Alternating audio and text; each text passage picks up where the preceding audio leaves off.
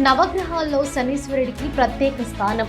సూర్యుడి తనుడైన శనీశ్వరుడు కర్మ ప్రదాత. మానవులు చేసే పనులను బట్టి ఫలితాలను ఇస్తాడు కనుక న్యాయాధిపతి అని కూడా అంటారు. గ్రహాల్లో అతి నెమ్మదిగా కదిలే గ్రహం కూడా శనీశ్వరుడే. అయితే జ్యోతిష్య శాస్త్రంపై నమ్మకం ఉన్న హిందువులు శనికి భయపడతారు. చాలా మంది ఏలినాటి శని, అర్ధాష్టమ శని, అష్టమ శనితో బాధపడుతుంటారు.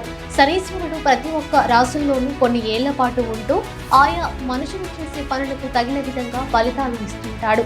అయితే దేవుడికి అంకితం చేయబడిన శనివారం రోజున చేసే కొన్ని పనులతో శుభ దృష్టితో శుభ ఫలితాలు ఇస్తాడని విశ్వాసం. శనీశ్వరుడు అనుగ్రహం కోసం శనివారం చేయాల్సిన పనులు ఏమిటో ఇప్పుడు తెలుసుకుందాం. శనీశ్వరుడికి స్నేహితుడు హనుమంతుడు కనుక హనుమంతుడిని పోషించిన భక్తులపై శనీశ్వరుడి ప్రభావం పడదు. శుభ దృష్టిని కలిగి ఉంటాడు. అంతేకాదు శనివారం నాడు కాకులకు, చీమలకు, కుక్కలకు ఆహారం అందించడం శుభ ఫలితాలను ఇస్తుంది.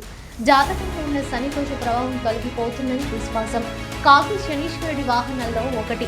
నల్ల చీమలకు చక్కెరను ఆహారంగా అందించడం వలన శని శుభ అనుగ్రహం కలుగుతుంది. శనివారం రోజున వెంకటేశ్వర స్వామిని భక్తి శ్రద్ధలతో పూజించిన శనీశ్వరుడు శుభ ఫలితాలను ఇస్తాడని నమ్మకం. శనివారం ఆంజనేయ స్వామికి తమలపాకులను సమర్పించాలి. పూజించడం వలన శనీశ్వరుడు అనుగ్రహం కలుగుతుందని విశ్వాసం.